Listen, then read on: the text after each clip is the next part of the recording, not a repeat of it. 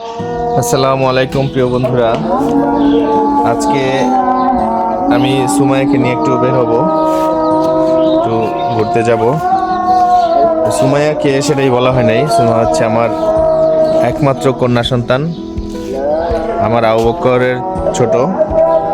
আবু বকর হচ্ছে আমার বড় সন্তান, সুমাইয়া হচ্ছে আমার ছোট সন্তান।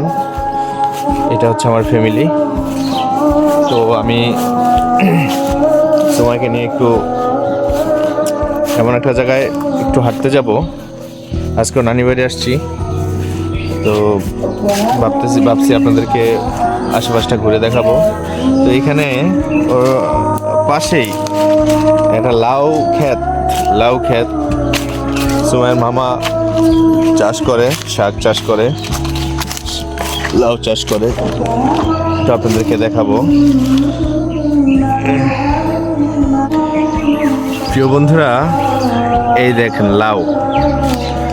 আসলে লাউ হচ্ছে আমাদের প্রিয় নবী হজরত মুহাম্মদ সাল্লাল্লাহু আলাইহি সাল্লামের অত্যন্ত প্রিয় একটা খাবার। তো সেই লাউ ক্ষেতের ভিতরে ঢুকছি, আমরা লাউ দেখব। প্রিয় বন্ধুরা, কত বড় লাউ দেখেন। এই লাউটা বাজারে গেলে মিনিমাম 70 থেকে 80 টাকা। এই যে লাউগুলি বড় হইতেছে, এই লাউগুলি প্রত্যেকটা লাউ বড় বড় হবে। এখানে দেখেন লাউ গাছ লাগাইতেছে, আরো হচ্ছে। যেগুলি বড় হয়েছে সেগুলি তো ফল ধরছেই, যেগুলি ছোট আছে এগুলি ফল ধরবে। তো প্রিয় বন্ধুরা, লাউয়ের অভাব নাই, অবশ্য যাওয়ার সময় নিয়ে যাব। প্রিয় বন্ধুরা, আমি যেটা বলতে চাচ্ছি সেটা হচ্ছে বাংলাদেশে জনসংখ্যা অনেক বেশি, তবে বাংলাদেশে খালি জায়গাও অনেক বেশি।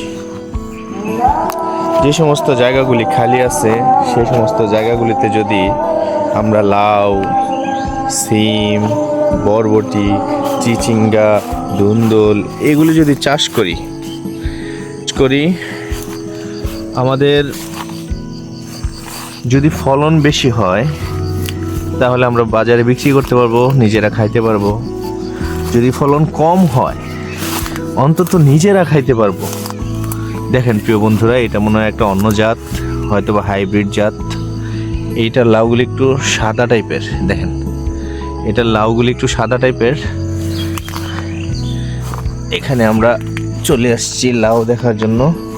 অবশ্য ভয় ভয় লাগতেছে, সাপ টাপ থাকে নাকি, কারণ অপরিচিত জায়গায় সাপ থাকতেই পারে। প্রিয় বন্ধুরা দেখেন, এরকম একটা পরিবেশ অবশ্যই আমার ভালো লাগে। এরকম পরিবেশ আমরা সব সময় পাই না, এরকম পরিবেশে অভ্যস্ত না। তো প্রিয় বন্ধুরা, আমি এখানে বেড়াতে আসছি মূলত দুইটা কারণে। এক, আমার আবু বকরকে ডাক্তার দেখানোর জন্য। দুই, আপনাদেরকে ভিডিও করে অনেক কিছু শেয়ার করব, কোথায় আসছি,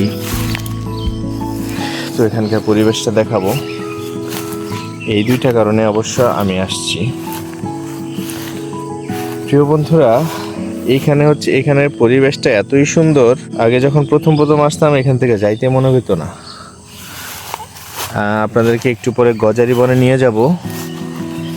তো সেই গজারি বনে যাওয়ার আগে একটু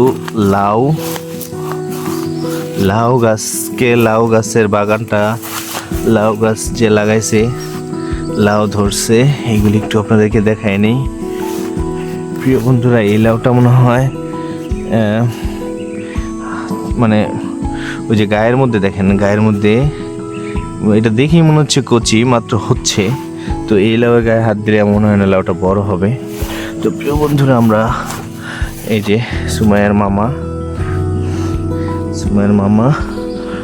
শাক তুলতেছে, আমরা একটু এখানে যাব।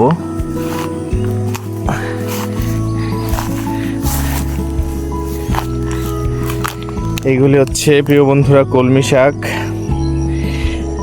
আর এই পাশে হচ্ছে লাল শাক। আসো মা। প্রিয় বন্ধুরা দেখেন, বাংলাদেশে জনসংখ্যা যাই থাক, যেই পরিমাণ জনসংখ্যা তার থেকে অনেক বেশি পরিমাণ জায়গা জমি এখনো ফাঁকা আছে। তো আমরা এইসব জায়গা জমিগুলা খালি খালি বেকার ফালায় না রাইখা যদি আমরা কিছু করি, একটা লাউ গাছ লাগাই, একটা ধুন্দুল গাছ লাগাই, ওইখান থেকে যদি একটা ফল হয়, একটা ফলই তো আপনার আর কিনা খাওয়া লাগলো না। এই যে এখানে যে শাকগুলো আপনারা দেখলেন, আপনি কি মনে করছেন একটা পরিবার সারা মাস খাইয়ে এই শাক শেষ করতে পারবে? প্রিয় বন্ধুরা আসো মা, আমরা সবাই খালি জায়গা জমি এগুলি ফেলে না রেখে আমরা এগুলিতে চাষ করব। তাহলে আমাদের আগে আমাদের তো বাংলাদেশ ছিল কৃষি প্রধান দেশ, এখন তো আর কৃষি প্রধান নাই। এখন কৃষকেরা চাষ করবার চায় না, সবাই আমার মতো একটা করে মোবাইল নিয়ে নিছে, এখন আর চাষ কিছু করে না, ইউটিউব দেখে আর হচ্ছে ফেসবুক চালায়। তো প্রিয় বন্ধুরা এইটা আমি মনে হয় ভুল বলছি, এটা কলমি শাক বলে ফেলাইছি ভুলে, এটা মনে হয় মূলা শাক। প্রিয় বন্ধুরা একেবারে তাজা মূলা, এরকম ক্ষেতের থেকে সরাসরি ক্ষেত থেকে উঠাইয়া শাক খাওয়ার সৌভাগ্য আমাদের হয় না, আজকেও হইব না। যদিও এগুলো নিয়ে রাখছি, মানে হাতে ধরছি, এগুলা খাইতে খাইতে যদি এখান থেকে নিয়েও যায় 2 মোটা, খাইতে খাইতে আগামীকাল, তার মানে বাসি। প্রিয় বন্ধুরা সবাই ভালো থাকবেন, সুস্থ থাকবেন। আগামী ভিডিও দেখার জন্য চোখ রাখুন। Blog with Saddam. ধন্যবাদ। আসসালামু আলাইকুম।